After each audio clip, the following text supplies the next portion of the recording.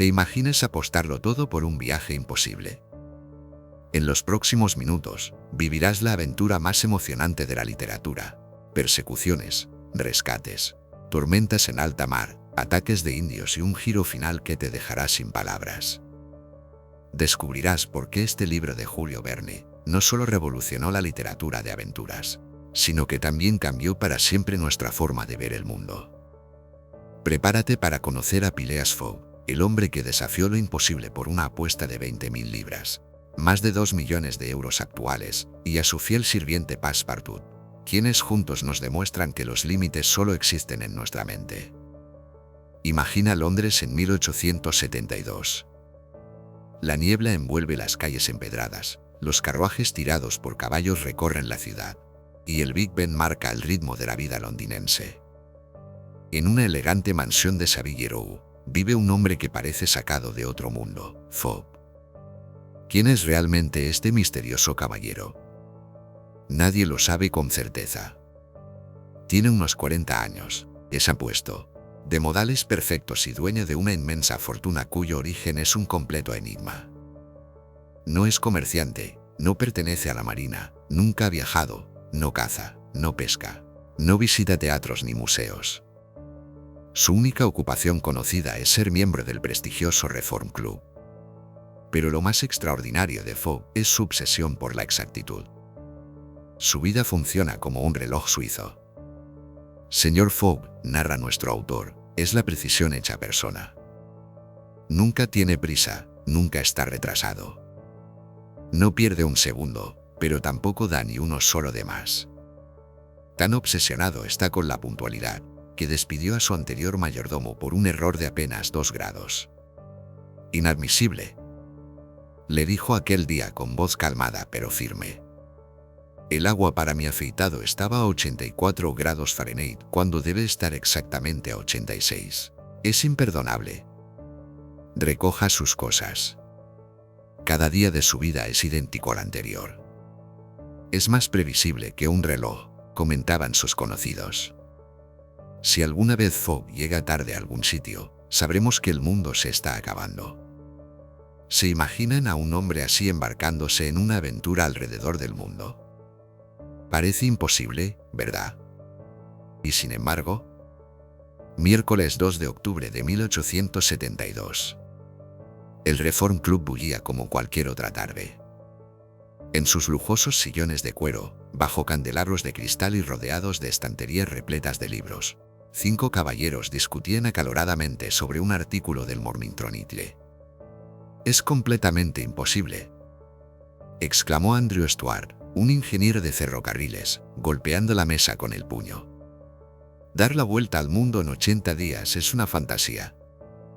«Hace unos años quizás», respondió Thomas Flanagan, un rico banquero. «Pero con el nuevo ferrocarril transcontinental en América y la apertura del canal de Suez». «Tonterías», interrumpió Gautier Ralph, alto funcionario del Banco de Inglaterra. «El papel aguanta todo, pero la realidad es otra cosa. En teoría, tal vez sea posible. En la práctica, imposible». «¿Y por qué?», intervino Samuel Fallentin, un próspero comerciante. «Porque sería necesario calcular todo matemáticamente», respondió Stuart. «Tendría que contar con que todo salga perfecto, que los trenes lleguen a tiempo, que los barcos zarpen exactamente cuando deben, que no haya tormentas en el mar, ni descarrilamientos, ni ataques de bandidos. La perfección no existe». Fogg, que hasta entonces había permanecido en silencio, levantó la vista de su partida de whist. «Se equivoca usted, amigo mío», dijo con su característica calma. «Todo es posible con una planificación adecuada». Los 5 caballeros se volvieron hacia él, sorprendidos. «¿Está usted sugiriendo, Fogg, que podría dar la vuelta al mundo en 80 días?» preguntó Ralph con cierta burla. «No lo sugiero», respondió Fogg mientras colocaba meticulosamente sus cartas sobre la mesa. «Lo afirmo». Un silencio absoluto se apoderó de la sala. Incluso los camareros se detuvieron para escuchar.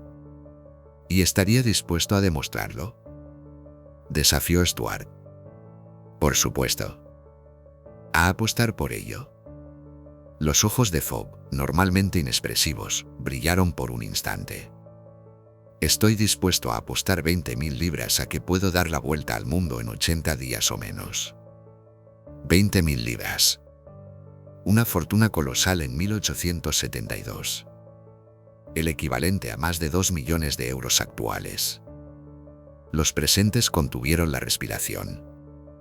¿Cuándo partiría usted?, preguntó Sayentín. Fogg consultó su reloj de bolsillo, un magnífico cronómetro que marcaba horas, minutos, segundos, días y fechas. Esta misma noche, en el tren de las 8:45 hacia Dover. Pero eso es en menos de 2 horas, exclamó Stuart. Tiempo más que suficiente, respondió Fogg, imperturbable. Los términos de la apuesta quedaron establecidos en un documento firmado por los 6 caballeros. Fogg debería regresar al Reform Club exactamente a las 8:45 de la tarde del sábado, 21 de diciembre de 1872, habiendo completado su viaje alrededor del mundo en no más de 80 días. Si lo lograba, ganaría 20.000 libras. Si fracasaba, perdería toda su fortuna. Lo que ninguno sabía es que estaban a punto de presenciar el inicio de la aventura más extraordinaria jamás contada. Mientras Fogg regresaba tranquilamente a su casa para preparar el equipaje, su nuevo mayordomo, Jean Passepartout, cantaba alegremente mientras limpiaba la plata. El francés había sido contratado esa misma mañana y estaba encantado con su nuevo empleo.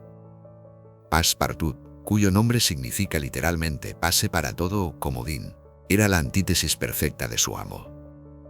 Mientras Fogg era metódico, reservado y frío como el hielo, Passepartout era expansivo, impulsivo y apasionado como el fuego. A sus 30 años, el francés había tenido ya más profesiones que la mayoría de la gente en toda una vida. He sido, contaba él mismo a quien quisiera escucharle, acróbata en el circo Léotard, donde podía saltar del trapecio como un mono.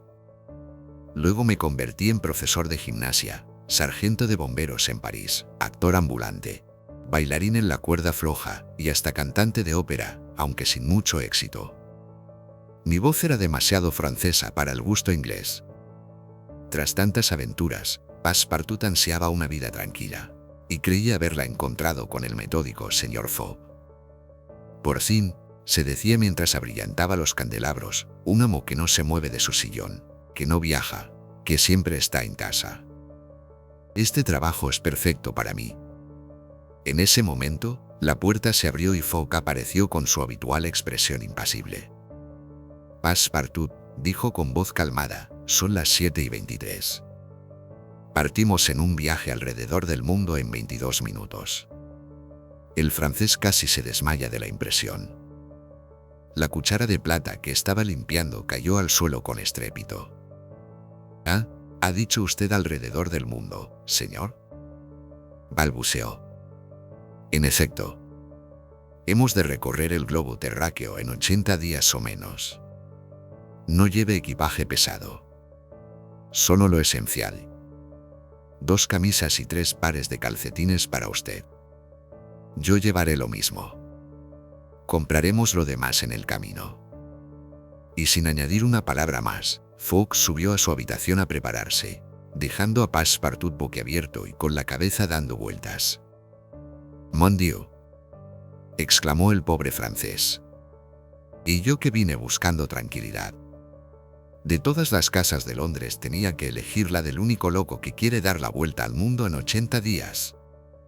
Pero no había tiempo para lamentaciones». Con manos temblorosas, Passepartout preparó un pequeño maletín con lo más esencial, mientras su mente procesaba lo que estaba ocurriendo. A las 8 de la tarde exactas, Fogg llamó a un coche de caballos. Metió en él a su aturdido sirviente y 2 pequeños maletines. En el bolsillo de su abrigo llevaba un grueso fajo de billetes, 20.000 libras en billetes nuevos que serían su moneda a lo largo del viaje. «Al Reform Club», ordenó al cochero. Y así, sin despedirse de nadie, pues no tenía amigos ni familiares, sin anuncio en los periódicos, sin grandes preparativos, comenzó la aventura más extraordinaria del siglo XIX. Lo que Fogg no sabía es que su partida coincidía con un hecho que cambiaría el curso de todo su viaje. Esa misma mañana, la noticia recorría las calles de Londres: un robo extraordinario en el Banco de Inglaterra. 55.000 libras esterlinas habían sido sustraídas por un elegante y distinguido caballero que, según los testigos, hablaba con acento de buena cuna y vestía impecablemente. El ladrón había desaparecido sin dejar rastro. Scotland Yard estaba en alerta máxima. Se había enviado a los mejores detectives a todos los puertos y estaciones de tren. Entre ellos se encontraba el inspector Fix, un hombre delgado pero musculoso, de mirada penetrante y una obstinación legendaria. «Nunca he dejado escapar a un criminal», presumía siempre Fix. «Y este no será el primero». El inspector había recibido un telegrama con la descripción del sospechoso: estatura alta, complexión delgada, nariz recta, rostro pálido, cabello negro, frente amplia, actitud reservada, movimientos precisos, edad entre 35 y 40 años. Fix se encontraba en el puerto de Dover cuando vio bajar del tren a dos hombres. Uno era claramente francés, nervioso y hablador. ¿El otro? «Es él», murmuró Fix, ocultándose tras una columna. «Corresponde perfectamente a la descripción». El detective observó cómo Fogg y Passepartout abordaban el vapor que cruzaría el Canal de la Mancha hacia Francia. No tenía tiempo de conseguir una orden de arresto, así que tomó una decisión osada. Seguiría al sospechoso a través del mundo si era necesario, telegrafiando su posición a Scotland Yard para que pudieran enviarle la orden de arresto donde fuera posible. Un verdadero ladrón de guante blanco, pensaba Fix mientras compraba apresuradamente un billete para el mismo barco. Robar 55.000 libras y luego fingir una excéntrica apuesta para justificar su huida. Brillante, pero no lo suficiente para escapar de mí. Así comenzó la persecución que acompañaría a Fogg por todo el planeta.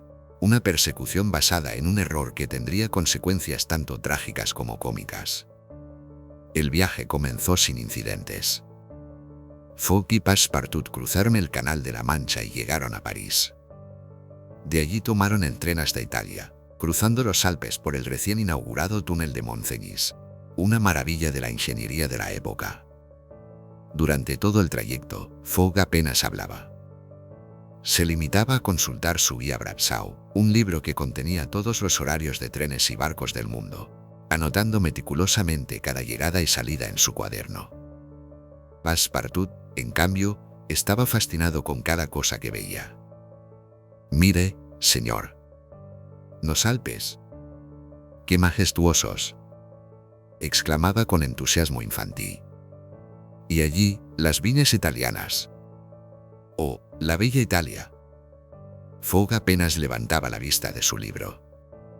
En efecto, respondía lacónicamente.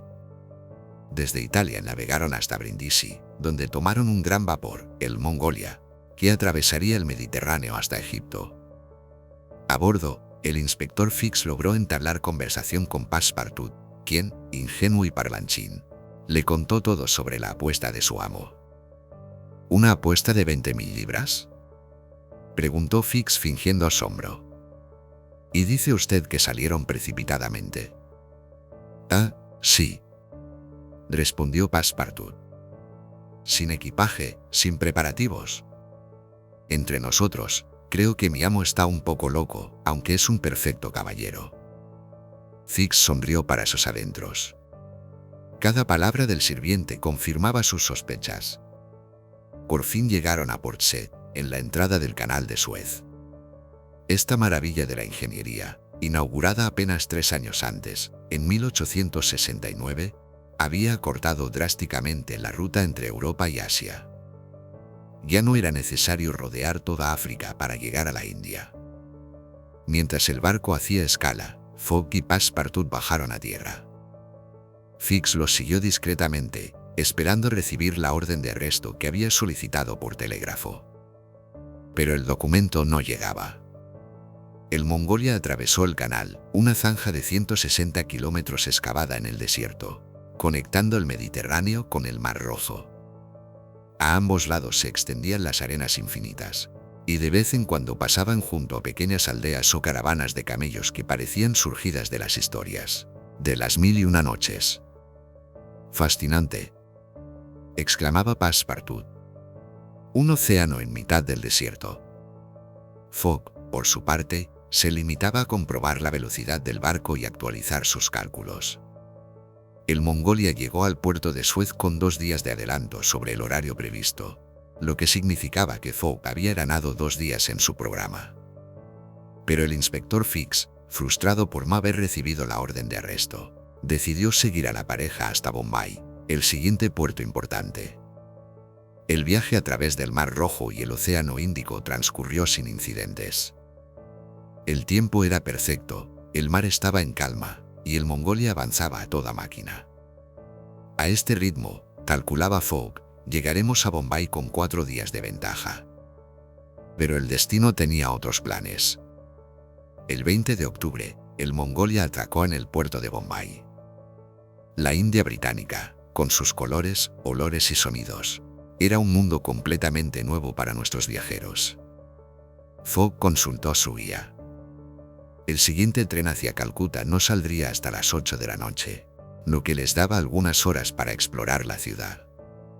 Passepartout, ordenó Fogg, aproveche para comprar algunas camisas y calcetines. Nos vemos en la estación de ferrocarril a las 7:30. Sí, señor, respondió el francés, encantado de poder explorar por su cuenta. Passepartout recorrió los coloridos bazares de Bombay, maravillado por la exótica mezcla de gentes, vestimentas y mercancías. Compró las camisas encargadas y con tiempo de sobra, decidió visitar una de las muchas pagodas hindúes de la ciudad. Al llegar a la entrada, vio un cartel en inglés: se prohíbe a los europeos la entrada con zapatos. «Qué curioso», pensó. «Bueno, me los quitaré y así podré ver el interior». Y aquí cometió Passepartout el error que casi arruina todo el viaje. En su inocencia, no sabía que, para los hindúes, entrar en un templo no es simplemente visitar un monumento. Es un acto sagrado para el que hay que cumplir muchos requisitos. No solo quitarse los zapatos, sino también ser hindú y realizar abluciones rituales. Nuestro francés, ignorante de todo esto, entró en el sagrado recinto calzado con medias europeas, mirando con curiosidad las estatuas de dioses con múltiples brazos y cabezas de animales. De repente, un grito furioso resonó en la pagoda. 3 sacerdotes brahmanes se abalanzaron sobre él, lo arrastraron al exterior y comenzaron a golpearlo mientras una multitud enfurecida se arremolinaba alrededor. «Profanación. Sacrilegio», gritaban. «Ha pisado suelo sagrado con sus pies impuros». Passepartout, que no entendía lo que sucedía, intentaba defenderse como podía. «Pero si me quité los zapatos». «No entiendo qué quieren». Afortunadamente para él, un oficial británico que pasaba por allí intervino, dispersando a la multitud y llevándose al francés a la comisaría. «Ha cometido usted un sacrilegio grave», le explicó el oficial. «Las leyes británicas respetan las costumbres religiosas locales. Deberá comparecer ante el juez mañana y pagar una multa sustanciosa». «Pero señor, el tren hacia Calcuta sale esta noche. Mi amo me necesita». «Lo siento, pero tendrá que esperar». Cuando Fogg llegó a la estación a las 7:30, no había rastro de Passepartout. Preocupado, aunque su rostro no lo demostraba, comenzó a preguntar por él. Finalmente, un policía británico le informó del incidente. Sin perder un segundo, Fogg se dirigió a la comisaría. «¿Cuánto es la fianza?», preguntó directamente. 2.000 libras, señor. Es un caso grave de profanación religiosa». Sin pestañear, Fogg sacó de su maletín la cantidad requerida y la depositó sobre la mesa. «Mi criado es un ignorante, no un criminal», dijo. «Ahora, libérenlo». Passepartout fue liberado justo a tiempo para tomar el tren, aunque estaba avergonzado y contrito. «Lo siento muchísimo, señor», se disculpó. «He causado un gran gasto y un retraso». No se preocupe, respondió Fogg con su habitual calma. Ya estaba previsto en el presupuesto para imprevistos. Lo que Fogg no le dijo es que había tenido que utilizar una parte sustancial de su dinero para pagar la fianza, lo que podría complicar el resto del viaje. Mientras tanto, el inspector Fix, que había presenciado toda la escena, sonreía. El incidente de la pagoda le había dado tiempo para recibir un telegrama de Londres. El verdadero ladrón del banco tenía una cicatriz en el brazo izquierdo. Fix debía verificar si Fogg tenía esa marca. Le arrestaré en Calcuta, pensó el detective mientras subía al mismo tren que nuestros protagonistas. El ferrocarril indio atravesaba todo el subcontinente, desde Bombay en la costa oeste hasta Calcuta en la costa este. En 1872, esta línea aún no estaba completamente terminada, pero Fogg confiaba en poder recorrer la mayor parte del trayecto antes de buscar un medio alternativo. El paisaje que desfilaba ante sus ventanas era de una belleza indescriptible. Selvas frondosas donde monos y loros multicolores saltaban entre los árboles, campos de arroz en terrazas que brillaban como espejos bajo el sol, aldeas pintorescas con casas de colores brillantes. ¡Qué maravilla!, exclamaba Passepartout, asomado a la ventanilla.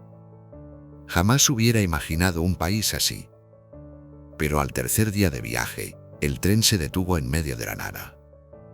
El revisor anunció a los pasajeros: final del trayecto, señores. La vía termina aquí. Deberán continuar por sus propios medios hasta Allahabad, donde podrán tomar otro tren. Fogg, sin mostrar la menor contrariedad, preguntó: ¿a qué distancia estamos de Allahabad? Unos 80 kilómetros, señor. ¿Y cómo podemos recorrerlos? Hay elefantes para alquilar en la aldea cercana. Es el mejor medio de transporte por la jungla.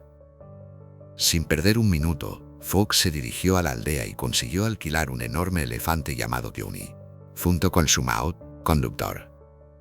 Era un magnífico ejemplar, capaz de recorrer largas distancias a buen paso. Suban, ordenó el maut, mientras el elefante se arrodillaba para facilitar el acceso. Fogg, Passepartout y Sir Francis Cromarty, un oficial británico que viajaba con ellos, subieron al lomo del enorme animal. El guía dio una señal y Keuni se adentró en la espesa jungla. La travesía era fascinante pero peligrosa. Cruzaron ríos caudalosos, atravesaron bosques tan densos que apenas penetraba la luz del sol, y pasaron junto a ruinas de templos antiguos devorados por la vegetación.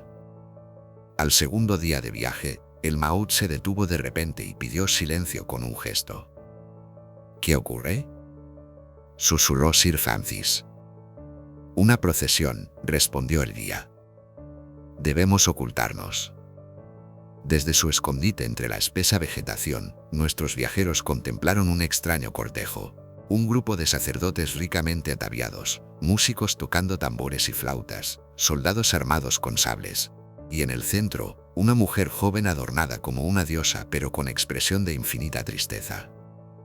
Es una procesión funeraria, explicó Sir Francis en voz baja. La mujer es una viuda que será sacrificada mañana en la pira funeraria de su difunto marido. ¿Sacrificada?, exclamó Passepartout horrorizado. Quiere decir, quemada viva. Exactamente. Es lo que llamamos sati o usutti, una antigua tradición hindú que el gobierno británico ha intentado abolir, sin mucho éxito en las regiones más remotas. Fogg, normalmente impasible, frunció el ceño. ¿Quién es ella?, preguntó. Según los adornos que lleva, debe ser una princesa Rajput, posiblemente la esposa de algún raja que ha muerto recientemente. Probablemente la están llevando al templo de Pillaji para la ceremonia de mañana. ¿Va por su propia voluntad?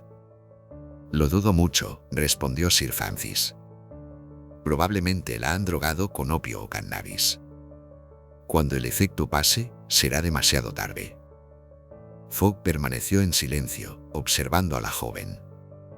Por primera vez desde que había comenzado el viaje, algo más importante que la apuesta ocupaba sus pensamientos.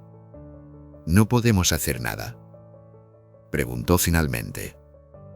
Sir Francis negó con la cabeza.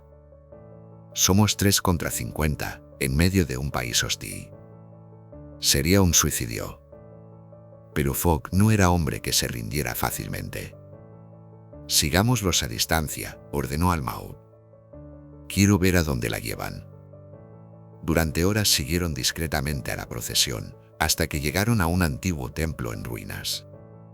Allí vieron cómo introducían a la joven en una cabaña custodiada por guardias.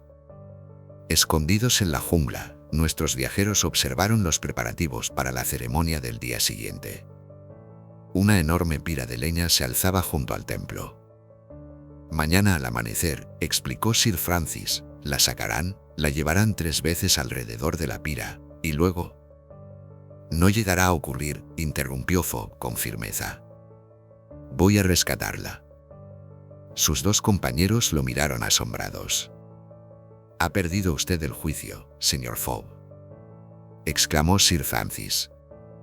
Si nos descubren, nos matarán a todos. He calculado los riesgos, respondió Fogg, y estoy dispuesto a asumirlos. ¿Cuento con ustedes? Tras un momento de duda, tanto Sir Francis como Passepartout asintieron. ¿Cuál es su plan?, preguntó el oficial británico. Fogg lo explicó con precisión matemática. Esperarían hasta la madrugada, cuando los guardias estuvieran menos alerta. Passepartout, gracias a su pasado como acróbata, se deslizaría hasta la choza donde tenían a la prisionera. Una vez dentro, le explicaría el plan y la ayudaría a escapar. Mientras tanto, Fogg y Sir Francis mantendrían preparado el elefante para una huida rápida. Pero señor, objetó Passepartout, ¿cómo voy a comunicarme con ella? No hablo su idioma. Según lo que hemos visto, respondió Fogg, es una princesa educada. Probablemente hable inglés como muchos nobles indios. Cuando llegó la hora señalada, Passepartout se pintó la cara y los brazos con tinte oscuro para parecer un nativo. Se vistió con ropas que habían conseguido y se deslizó silenciosamente entre las sombras hacia la choza. Los minutos pasaban y el corazón de Fogg, aunque él no lo admitiera, latía con inquietud. Si Passepartout fallaba, no solo perderían la vida de la joven, sino también la suya propia, y con ello, la apuesta. Finalmente, después de lo que pareció una eternidad, Passepartout apareció entre los arbustos, llevando de la mano a una joven de extraordinaria belleza. «Señores», susurró el francés, «les presento a la princesa Aouda». La joven, que efectivamente hablaba un inglés perfecto aunque con acento, les explicó rápidamente su historia mientras huían sobre el elefante.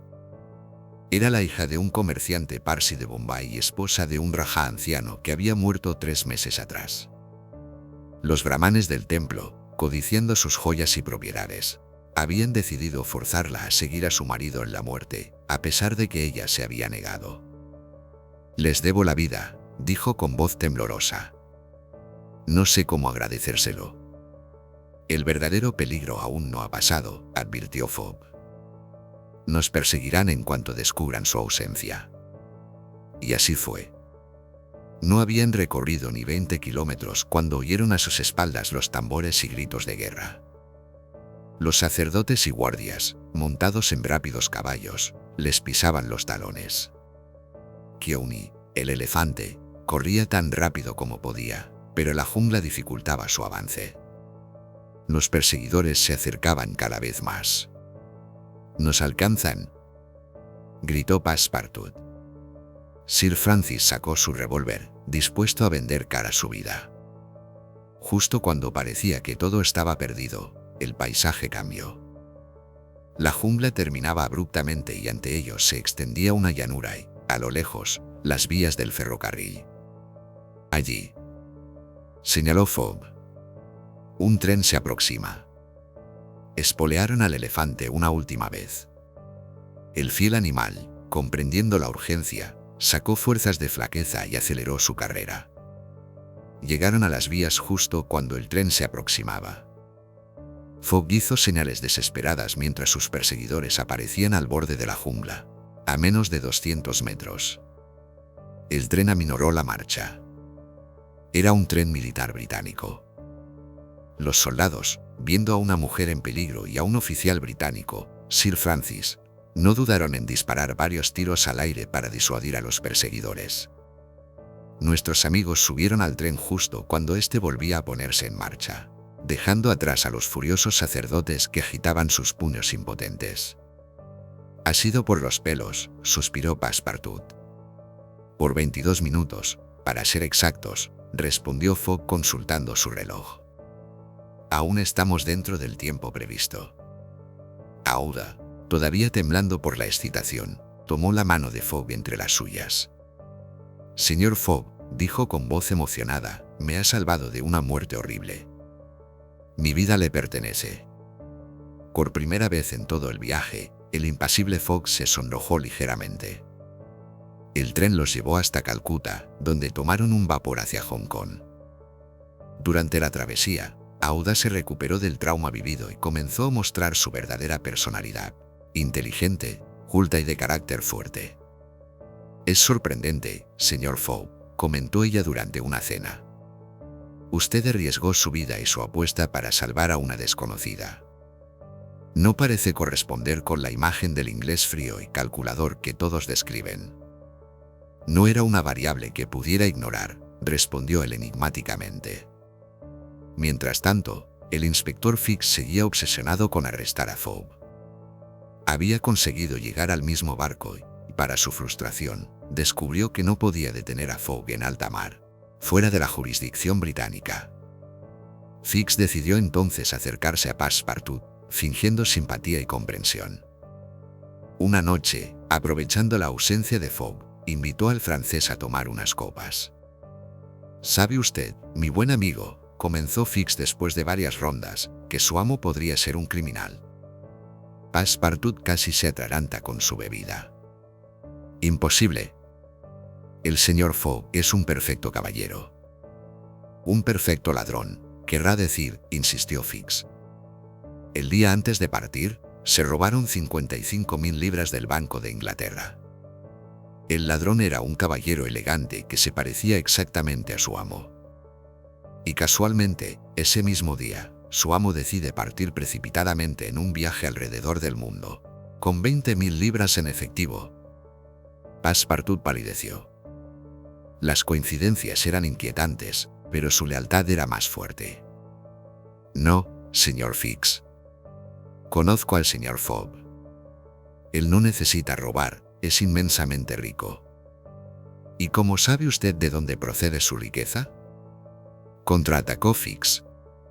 «Nadie lo sabe». La duda quedó sembrada en la mente del buen Passepartout, aunque intentó apartarla. Tras una accidentada travesía, llegaron a Hong Kong el 6 de noviembre. Allí, Aouda esperaba encontrar a un pariente que podría acogerla, pero descubrieron que éste se había trasladado a Europa hacía 2 años. «No se preocupe», dijo Fogg sin dudarlo. «Continuará con nosotros hasta Londres, donde sin duda encontraremos a su pariente o le proporcionaremos los medios para establecerse dignamente». Aouda aceptó con gratitud, y Passepartout no pudo evitar notar que su amo parecía menos frío y distante desde que la princesa viajaba con ellos. El siguiente barco hacia Yokohama no partía hasta el día siguiente, así que decidieron pasar la noche en un hotel. El astuto Fix vio aquí su oportunidad. Invitó de nuevo a Passepartout a beber y, esta vez, mezcló un potente narcótico en su copa. Cuando el francés quedó inconsciente, Fix lo abandonó en un fumadero de opio. El plan del detective era simple: sin su fiel sirviente, Fogg perdería tiempo buscándolo y perdería el barco hacia Japón. Esto le daría a Fix tiempo para recibir la orden de arresto que esperaba ansiosamente. Cuando Passepartout despertó a la mañana siguiente, aturdido y confuso, se dio cuenta con horror de que el barco, el Carnatic, había zarpado ya. Había fallado a su amo por primera vez. Desesperado, consiguió llegar al puerto justo a tiempo para ver cómo el barco se alejaba en el horizonte. Para su sorpresa, en el muelle estaba Fix. «¿Usted?», exclamó furioso. «Usted me drogó». Fix, fingiendo sorpresa, le explicó que él también había perdido el barco. «Pero no se preocupe», añadió con falsa amabilidad. Hay un pequeño velero que podemos alquilar para llegar a Yokohama antes que el Carnatic. El viento es favorable. Passepartout, desesperado por reunirse con su amo, aceptó la oferta sin sospechar que Fix planeaba llegar a Yokohama solo para arrestar a Fogg en cuanto pisara suelo japonés. Lo que ninguno de los dos sabía es que Fogg, al descubrir la ausencia de Passepartout, había llegado a la misma conclusión: tenía que conseguir otro barco. Tras negociar con un patrón americano, el señor Boomsby, había conseguido que éste lo llevara a Yokohama en su goleta Tankadere, a cambio de una generosa recompensación de 100 libras por pasajero. Así, por caminos diferentes, los cuatro personajes, Fogg, Aouda, Passepartout y Fix, se dirigían al mismo destino, Yokohama, el principal puerto de Japón. La Tankadere, con Fogg y Aouda a bordo, tuvo un viaje accidentado. Una terrible tempestad estuvo a punto de hundirlos, pero la pericia del capitán Boomsby y la sangre fría de Fogg, que en ningún momento mostró temor, sino que simplemente consultaba su reloj, los llevaron sanos y salvos a Yokohama. Mientras tanto, el velero de Fix y Passepartout, más lento pero con mejor suerte climática, también arribaba al puerto japonés. Passepartout, sin un céntimo y separado de su amo, vagaba por las calles de Yokohama buscando desesperadamente algún indicio de Fogg. Su situación era tan desesperada que aceptó trabajar temporalmente en un circo ambulante como Nariz Larga, como los japoneses llamaban a los occidentales, realizando acrobacias gracias a sus habilidades como antiguo artista de circo. Por una extraordinaria coincidencia, Fogg y Aouda asistieron precisamente a ese espectáculo. Imaginen la sorpresa de Passepartout cuando, en medio de una pirueta, reconoció a su amo entre el público. «Señor Fogg», gritó, olvidando su número y corriendo hacia él. El reencuentro fue emocionante. Passepartout explicó entre lágrimas su extravío y cómo Fix lo había engañado. «No importa», dijo Fogg sin reproches.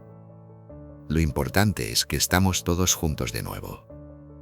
Ahora, debemos tomar el próximo barco hacia América». Por fortuna, el general Grant, un vapor que cubría la ruta Yokohama-San Francisco, partía al día siguiente. Sin embargo, para sorpresa y disgusto de Passepartout, Fix también consiguió un pasaje en el mismo barco. «Ese hombre es un traidor», protestó el francés. «Quiere arrestarlo, señor». «Lo sé», respondió Fogg tranquilamente. «Pero no puede hacerlo hasta que lleguemos a territorio británico. Mientras tanto, es mejor tenerlo cerca donde podamos vigilarlo». El viaje a través del inmenso océano Pacífico fue largo pero tranquilo. 22 días durante los cuales nuestros viajeros tuvieron tiempo para reflexionar y descansar. Aouda, que cada día sentía más admiración por Fogg, comenzó a experimentar un sentimiento más profundo hacia él. La calma, la generosidad y la rectitud de aquel hombre extraordinario habían conquistado su corazón. Pero ¿sentirían lo mismo por ella? Fogg seguía siendo un misterio. Jugaba al bis durante horas con los oficiales del barco, calculaba constantemente su posición y la velocidad del navío, pero a veces, cuando creía que nadie lo observaba, sus ojos se posaban en Aouda con una expresión que contradecía su aparente frialdad. Passepartout, observador astuto, comenzó a notar estos pequeños detalles y sonreía para sus adentros.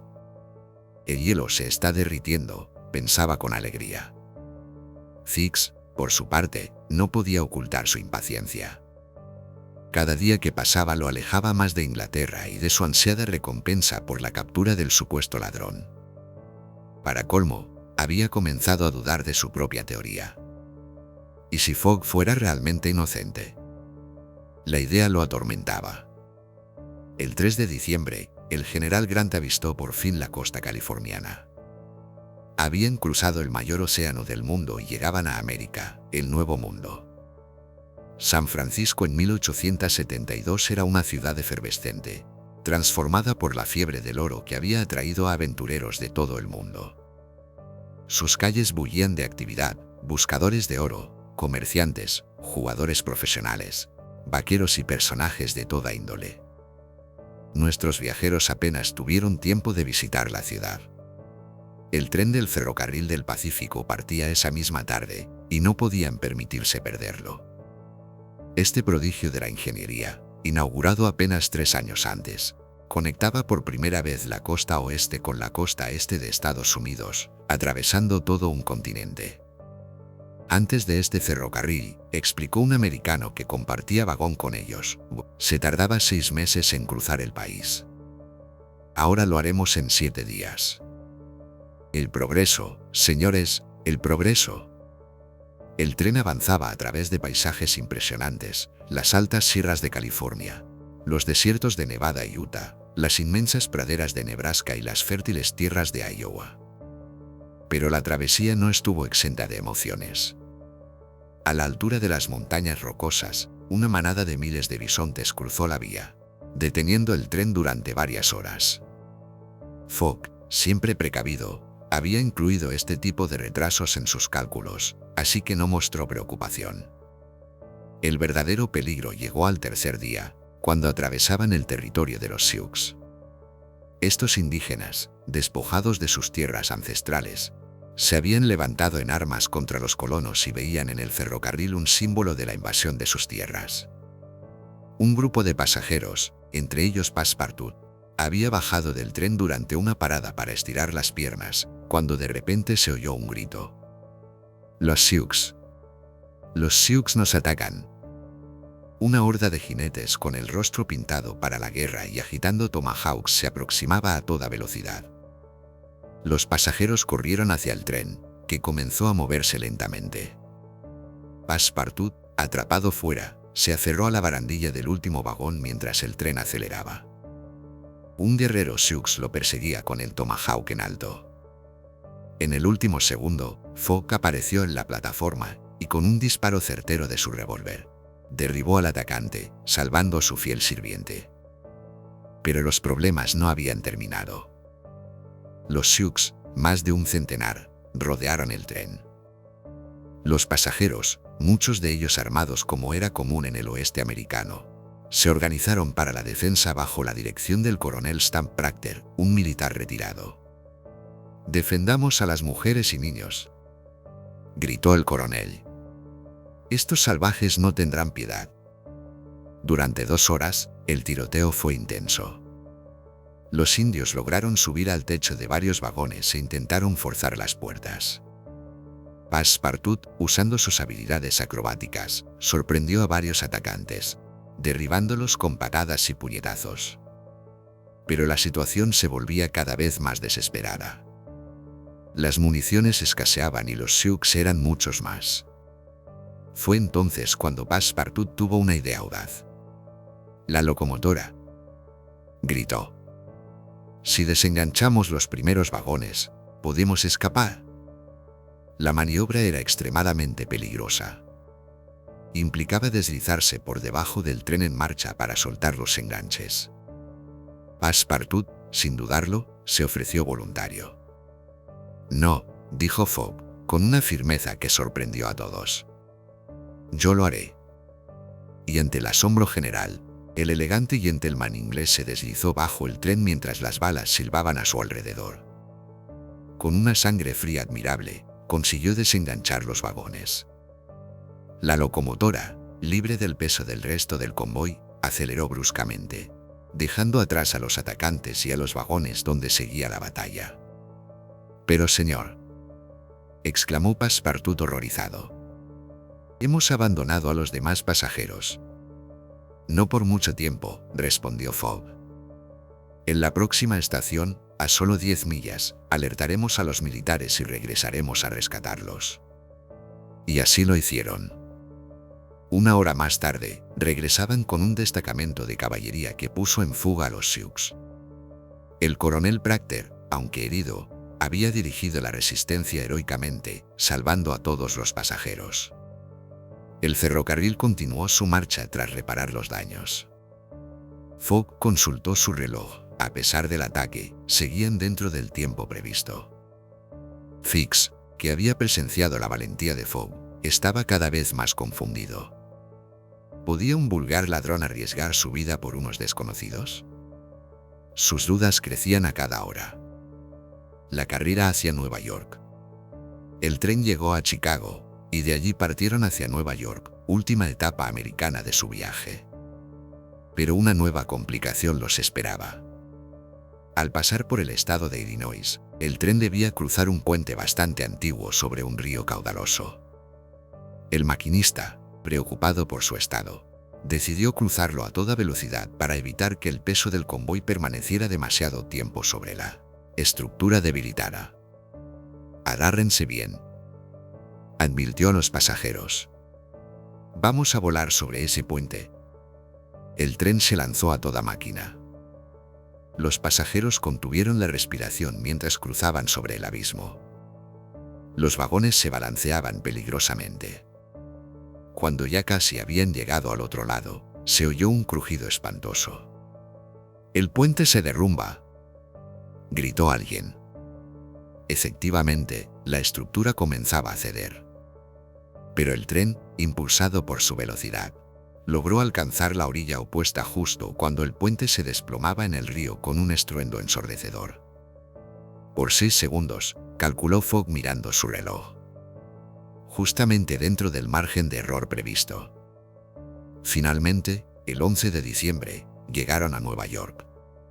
Según el programa de Fogg, deberían embarcar ese mismo día en el China, un vapor de la línea Cunard que los llevaría a Liverpool. Pero al llegar al puerto, recibieron una noticia devastadora. El China había zarpado 45 minutos antes. ¿Cuándo sale el próximo barco para Europa?, preguntó Fogg con aparente calma. «No antes de una semana, señor», respondió el agente portuario. Por primera vez, Fogg parecía realmente preocupado. Una semana de retraso significaba perder irremediablemente la apuesta. «Debe haber alguna alternativa», insistió. El agente reflexionó un momento. «Bueno, está el Henrietta, un barco de carga que parte esta noche hacia Burdeos. No es un transatlántico de pasajeros, pero...» «Lléveme con su capitán», interrumpió Fogg. El capitán del Henrietta, Andrew Speedy, era un hombre rudo y poco amistoso. «No llevo pasajeros», gruñó. «Solo carga». «Le pagaré $2.000 por persona», ofreció Fogg. «No me interesa». «4.000». «Ya». «8.000». «No embarcará en mi navío ni por $80.000», respondió Speedy dando media vuelta. Fogg, sin alterarse, sacó un fajo de billetes. «¿Qué diría usted de comprar su barco?». Speedy se detuvo en seco. «¿Comprar mi barco?». «Sí. Se lo compro aquí y ahora». «¿Por cuánto?». $60.000. El capitán dudó solo un instante. «Vendido», dijo extendiendo la mano. Y así, increíblemente, Fogg se convirtió en propietario de un barco de vapor. Inmediatamente ordenó al capitán, ahora su empleado, que preparara el navío para zarpar hacia Liverpool, no hacia Burdeos. «Pero es un cambio de ruta», protestó Speedy. «Soy el dueño del barco», respondió Fogg con firmeza. «Y le pagaré $5.000 de bonificación si llegamos a tiempo». El Henrietta zarpó esa misma noche hacia Inglaterra. Todd, Aouda, Passepartout, por supuesto, Fix, iban a bordo. La travesía del Atlántico comenzó bien, con buen viento y mar tranquilo. Pero al 5.º día, el ingeniero informó de un grave problema: el carbón se agotaba. «A este ritmo», explicó, «nos quedaremos sin combustible antes de llegar a Irlanda». Fogg, tras reflexionar un momento, tomó una decisión drástica. «Capitán Speedy», ordenó, «desmantele todas las partes de madera del barco y úselas como combustible para las calderas». «¿Está usted loco?», rugió Speedy. «Eso es destruir mi barco». «Le recuerdo que es mi barco ahora», replicó Fogg. «Y le pagaré en triple de su valor al llegar a Liverpool». Así, poco a poco, el Henrietta fue devorado por sus propias calderas. Primero fueron los camarotes interiores, luego las barandillas, finalmente hasta el puente de mando. El barco avanzaba a toda máquina, impulsado por su propia destrucción. El 16 de diciembre, una feroz tempestad azotó el navío. Olas gigantescas barrían la cubierta ya casi desnuda. El capitán Speedy lloraba viendo cómo su amado barco se convertía en poco más que un casco flotante. «Nos hundiremos», gritaba. «Llegaremos a puerto primero», respondía Fogg con inquebrantable confianza. Y contra todo pronóstico, el 21 de diciembre, el Henrietta, o lo que quedaba de ella, avistó la costa de Irlanda. Habían conseguido lo imposible. Pero entonces, cuando ya la victoria parecía al alcance de la mano, ocurrió el desastre. Apenas pusieron pie en el muelle de Liverpool, un hombre se acercó a Fogg mostrando una placa. «Fogg, queda usted arrestado en nombre de su majestad», anunció Fix triunfalmente. «¿Con qué cargo?», preguntó Fogg, visiblemente sorprendido por primera vez. «Robo al Banco de Inglaterra. 55.000 libras el 29 de septiembre». Passepartout palideció. Aouda tomó la mano de Fogg entre las suyas. «Debe haber un error», dijo ella con voz temblorosa. «No hay error, señora», respondió Fix. «Tengo la orden de arresto con todos los detalles». «Pero yo estaba jugando al whist en el Reform Club ese día», protestó Fogg. «Hay decenas de testigos». Fix vaciló por un momento, pero era demasiado tarde para rectificar. «Lo siento, señor. Debo cumplir mi deber». Fogg fue trasladado a la comisaría central de Liverpool. Tras varias horas de interrogatorio, ocurrió algo inesperado. Un telegrama de Londres informaba que el verdadero ladrón, un tal James Strand, había sido capturado 3 días antes. «Ha sido un terrible error», se disculpó el comisario, liberando inmediatamente a Fogg. «Usted es libre de irse, señor». Pero era demasiado tarde. Fogg consultó su reloj, las 8:50 de la noche del 21 de diciembre. El tren a Londres había partido y no llegaría a tiempo para presentarse en el Reform Club a las 8:45 de la tarde, como especificaba la apuesta. Había perdido. A solo 500 kilómetros de la meta, y por culpa de un arresto injustificado. Fix, abochornado, intentó disculparse. «Señor Fogg, no sabe cuánto lamento». Fogg, con un gesto impropio de su habitual compostura, le propinó un puñetazo que envió al detective al suelo. La noche del 21 de diciembre fue la más amarga para Fogg. Encerrado en su habitación del hotel, hacía cálculos tras cálculos. Había gastado en el viaje cerca de 19.000 libras. Los 1.000 restantes de su fortuna apenas alcanzarían para establecer a Aouda cómodamente en Londres. Él quedaría en la ruina. Pero no era el dinero lo que más le preocupaba.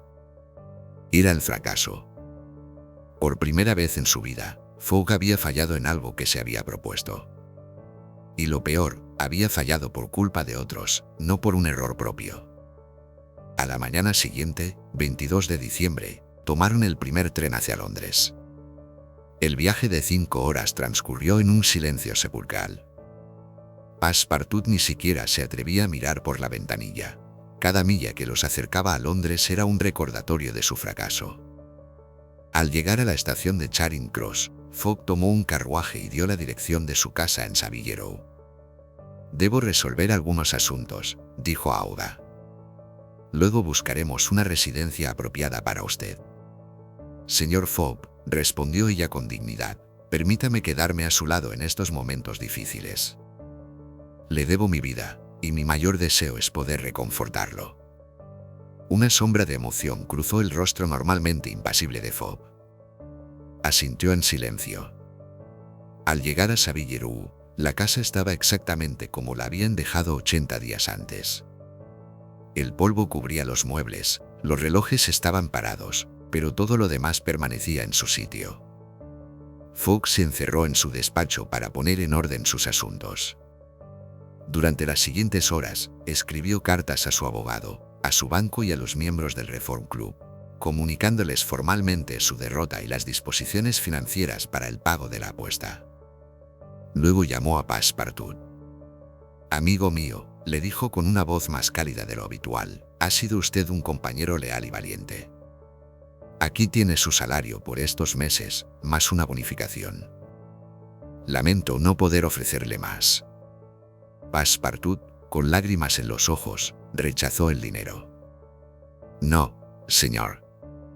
No puedo aceptarlo. Ha sido un honor servirle. Permítame seguir a su lado, incluso sin salario. Encontraré otro trabajo, pero seguiré siendo su mayordomo. Fogg, conmovido, aceptó con un gesto. Esa tarde, cuando el cielo de Londres ya estaba oscuro y las farolas de gas iluminaban débilmente las calles neblinosas, Fogg se sentó frente a la chimenea con Aouda. Señorita, comenzó con cierta dificultad. Cuando le ofrecí traerla a Inglaterra, yo era un hombre rico. Ahora no puedo ofrecerle la vida que merece. Pero utilizaré mis últimos recursos para asegurarme de que usted... Aouda lo interrumpió con un gesto suave pero firme. Señor Fogg, me permitiría hacerle una pregunta que he deseado formular desde hace tiempo. Por supuesto. ¿Por qué emprendió usted este viaje alrededor del mundo? Fogg pareció sorprendido por la pregunta. Por una apuesta, naturalmente. ¿Solo por eso? Insistió ella. ¿No sentía usted deseos de conocer el mundo, de vivir aventuras, de experimentar algo nuevo? Fogg reflexionó un momento. Al principio, no, admitió. Era solo un desafío matemático, un problema de logística. Pero luego encontré algo que no estaba en mis cálculos, dijo, mirándola directamente a los ojos. Encontré personas que me importaban. Usted, Passepartout, incluso ese testarudo de Fix, a su manera. Aouda sonrió. Era la primera vez que Fogg hablaba tan abiertamente de sus sentimientos. Señor Fogg, dijo ella con voz temblorosa, cuando me rescató, dije que mi vida le pertenecía. No era una simple frase de agradecimiento. Es una declaración de lo que siento por usted. Fogg la miró asombrado. Señorita Aouda, yo soy un hombre arruinado ahora. Eso no me importa. Lo que admiro en usted no es su dinero, sino su carácter, su nobleza, su extraordinaria capacidad para enfrentar cualquier adversidad. Fogg, ¿me haría el honor de aceptar mi mano en matrimonio? Era insólito en aquella época que una mujer propusiera matrimonio a un hombre. Pero Aouda no era una mujer común, y este no era un momento común. Fogg, el hombre que nunca mostraba emociones, sintió que algo se rompía dentro de él. Una presa que había contenido sus sentimientos durante décadas. Se arrodilló junto a ella y tomó sus manos. Aouda, dijo con voz que apenas reconocía como suya, sería el hombre más feliz del mundo si aceptara ser mi esposa. La fortuna perdida no significa nada comparada con el tesoro que usted representa. En ese momento, Passepartout entró precipitadamente en la habitación. Señor, gritaba agitando un periódico. La fecha. ¿Qué ocurre, hombre? Preguntó Fogg, ligeramente irritado por la interrupción. Hoy es sábado, 21 de diciembre, no domingo 22. Nos equivocamos de día. Imposible, respondió Fogg. Mi cronómetro. Su cronómetro está bien, señor. Pero hemos viajado hacia el este, dando la vuelta al mundo. Hemos ganado un día al cruzar la línea internacional de cambio de fecha. El sorprendente descubrimiento. Fogg tomó el periódico con manos temblorosas. Efectivamente, la fecha impresa era sábado 21 de diciembre de 1872. Es cierto, murmuró. Al viajar hacia el este, ganamos un día. 24 horas exactas. Cuando en Londres era mediodía del sábado 21, para nosotros, que habíamos viajado siguiendo al sol, era mediodía del domingo 22. Consultó rápidamente su reloj, las 8:23 de la tarde. El Reform Club está a solo 10 minutos, exclamó Passepartout. Todavía puede llegar antes de las 8:45.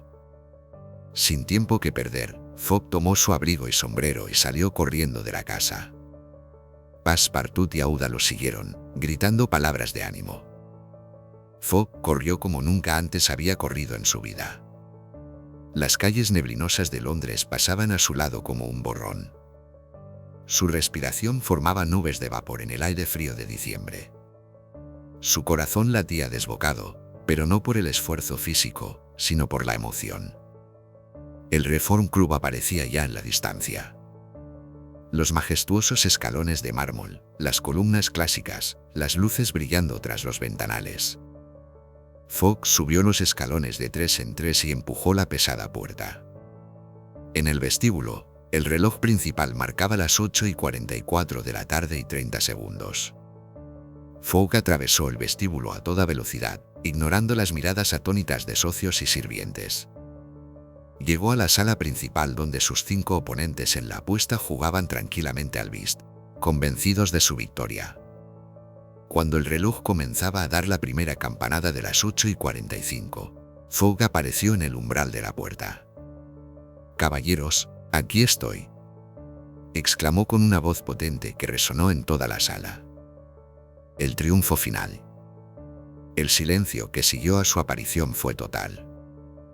Los 5 caballeros, Stuart, Fallentin, Sullivan, Flanagan y Ralph, lo miraban boquiabiertos, como si hubieran visto un fantasma. Pero, balbuceó Ralph, el banquero. «Es imposible. Nuestros cálculos indicaban que llegaría mañana, como muy pronto». «Sus cálculos no tuvieron en cuenta la diferencia horaria», respondió Fogg con una sonrisa. «Si viajan hacia el este, no olviden restar un día a su cuenta. La Tierra gira, caballeros». Stuart sacó un documento de su bolsillo. Era el contrato de la apuesta, firmado por los 6. «Es cierto», dijo tras examinarlo. La apuesta especificaba que debía regresar al Reform Club antes de las 8:45 de la tarde del sábado, 21 de diciembre. Y aquí está usted, cumpliendo su palabra al segundo. Fallentin, el más honorable de los 5, se puso de pie y extendió su mano. «Felicidades, Fogg. Ha ganado usted limpiamente la apuesta más extraordinaria de la historia. Las 20.000 libras son suyas». Los otros 4, aunque visiblemente contrariados, asintieron y ofrecieron también sus felicitaciones. Pero Fogg apenas los escuchaba. Su mente ya estaba en otro lugar, con otra persona. Había ganado la apuesta, sí, pero había ganado algo mucho más valioso durante el viaje. «Si me disculpan, caballeros», dijo haciendo una ligera reverencia, «hay alguien que me espera afuera». Y sin más, dio media vuelta y salió del club, dejando a sus compañeros estupefactos. Nunca antes un ganador se había retirado tan rápidamente después de recibir 20.000 libras. En las escaleras del Reform Club, Aouda y Passepartout esperaban ansiosos. Al ver aparecer a Fogg, sus rostros se iluminaron. «¿Ganó, señor?», preguntó Passepartout. «Ganamos, amigo mío», corrigió Fogg. «Este triunfo es tan suyo como mío». Y volviéndose hacia Aouda, tomó sus manos. «Y ahora, si la oferta sigue en pie, me gustaría responder formalmente a su propuesta». Aouda lo miró con ojos brillantes. «Por supuesto que sigue en pie». «Entonces, Aouda, sería para mí el mayor de los honores convertirme en su esposo. No por necesidad, como usted generosamente propuso cuando creía que estaba arruinado, sino por el amor más profundo y sincero». Los ojos de la princesa india se llenaron de lágrimas de felicidad. «Mi respuesta es sí, 1000 veces sí». Passepartout, llorando de emoción, sacó del bolsillo un pequeño recipiente. «Señor, señora, si me permiten», dijo con voz entrecortada, «he guardado un poco de agua del Ganges durante nuestro viaje por India. Es sagrada para los hindúes y simboliza la vida eterna. ¿Puedo bendecir su unión con ella?». Fogg y Aouda asintieron conmovidos. El francés dejó caer unas gotas de agua sobre sus manos entrelazadas. Que su amor, como nuestro viaje, dé la vuelta al mundo y regrese siempre al punto de partida, pero enriquecido por la experiencia, dijo con poética inspiración. Los tres regresaron caminando tranquilamente a Savilleroux bajo un cielo estrellado. Ya no tenían prisa. Habían aprendido que, a veces, el tiempo más valioso es el que se toma para apreciar lo verdaderamente importante. 2 semanas después, Fogg y Aouda se casaron en una sencilla pero elegante ceremonia. Passepartout, como no podía ser de otra manera, fue el padrino. A la boda asistieron, sorprendentemente, los 5 caballeros del Reform Club. Incluso el inspector Fix fue invitado y acudió con un lujoso regalo, su forma de pedir perdón por las complicaciones causadas. La vida en Savilleroux cambió por completo. La casa, antes fría y metódica, se llenó de vida y risas. Passepartout ya no tenía que preocuparse por la temperatura exacta del agua para el aceitado. Fogg había descubierto que había cosas más importantes en la vida que la precisión matemática. ¿Y qué pasó con las 20.000 libras de la apuesta? Fogg las donó en su totalidad a organizaciones benéficas que ayudaban a personas de los países que habían visitado durante su viaje.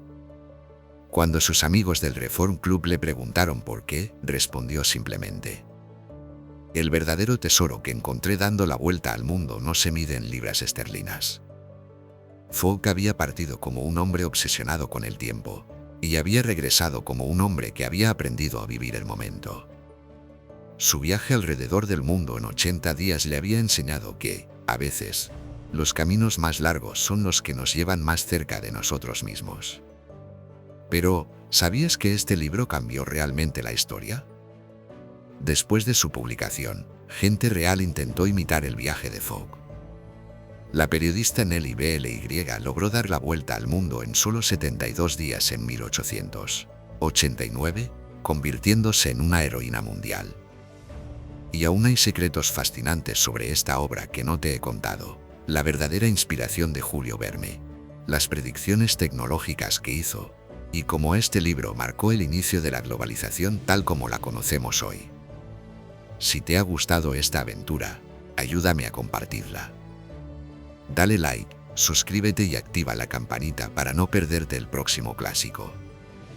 ¿Qué otro clásico de Julio Verne te gustaría que exploráramos juntos?